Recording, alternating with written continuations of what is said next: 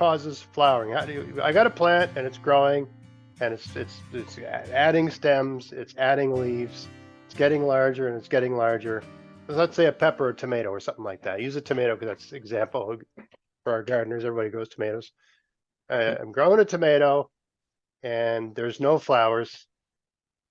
Well, what's happening when it starts? Why is it making a flower now when it wasn't making a flower before?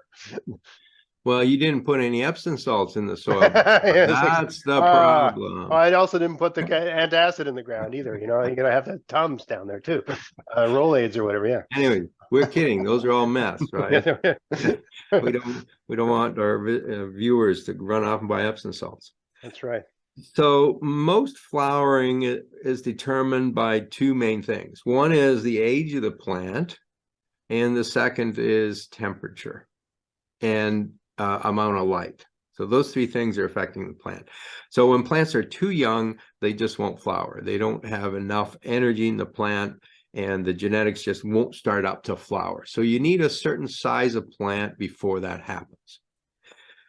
The second thing that's important is temperature. And for tomatoes, it's a good example. If your temperatures are too low, they just won't flower.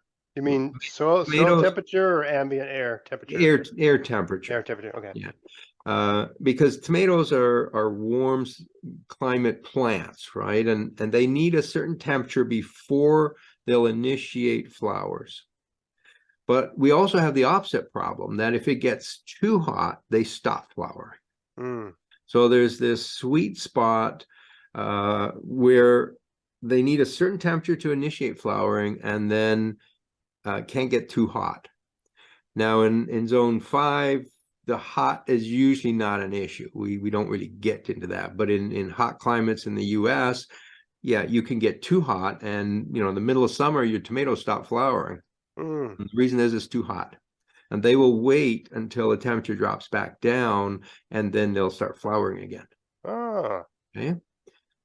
The third thing that affects plants, and I don't think it affects tomatoes, but a lot of plants are affected by day length. So the one I used in my book is chrysanthemums. The other one that a lot of people know are poinsettia, right? They will only flower if the nighttime duration is long enough. Now, a lot of people say this is daylight. They need a certain length of daylight, so many hours of daylight, but it turns out it's actually darkness that they need. So if they're getting 10 hours of darkness, they won't flower. They need 12 hours of darkness. And that dark period triggers the biochemistry inside the cells to start making flowers. It's elegant chemistry, but it's relatively basic chemistry. So what happens when it gets dark is that there are some chemical changes in the plant. It stops photosynthesizing, it stops making the proteins that photosynthesize, and it starts doing some other biochemistry. And there are specific molecules in there that start accumulating when it's dark.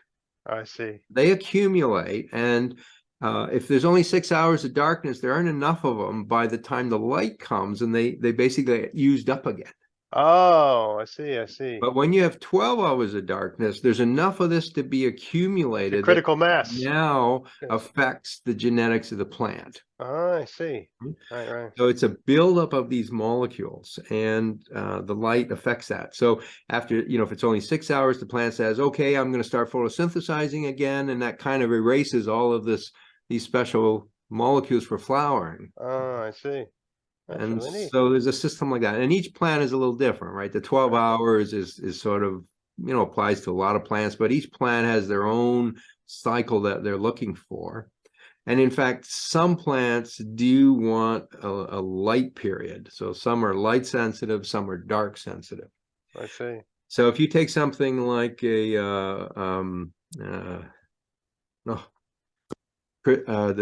plant that we have at Christmas, poinsettia. Poinsettia, yeah. Right. So we take that plant and we give it darkness, but then someone comes in and turns the light on in the greenhouse. It can actually revert the flowering process because it needs so many days or weeks of darkness to actually initiate flowering. Okay, so it's waiting for, so let's call it a week of darkness, and then it starts flowering. And if we're up on day 6 and someone turns the light on suddenly, that's enough to stop flowering. In fact, there is some concern about cities that are too bright. So we take plants and put them in our landscape, and they're no longer getting a dark period. Oh, because that glow. That's because of the street lights are too bright for it, right? I see, right. And there are some plants that don't flower nearly so well now in the city because they're getting too much light exposure. They're not getting their long dark period, right? And in fact, I'm pretty sure in the book I talk about there's a little table, and there's different kinds of lights and which ones affect plants more than others. So for someone who is putting lights in their backyard, there's some are better because they won't affect the flowering period. I see. Right. Yeah. That's really neat. Now, what about the idea of, you don't have enough blooms for whatever you're growing, so you decide to add some phosphate. Right. Is that a good idea? Yeah, this is another very, very common myth. And in fact, you can buy products that are called bloom boosters. Bloom booster. And they have an MPK with a very high middle number. So I was looking at one yesterday, it was like a 10-50-10. 50. A bloom booster, right? Because if you want flowers, you got to give it lots of phosphate. Okay? That's complete nonsense.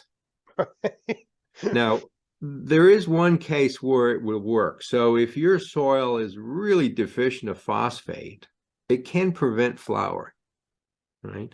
And so if we add some phosphate fertilizer, then they will flower because these plants were growing without the right nutrients. Right. But in most cases, the plants are growing with the nutrients they need. Right. And then adding excess phosphate is not going to make anything bloom.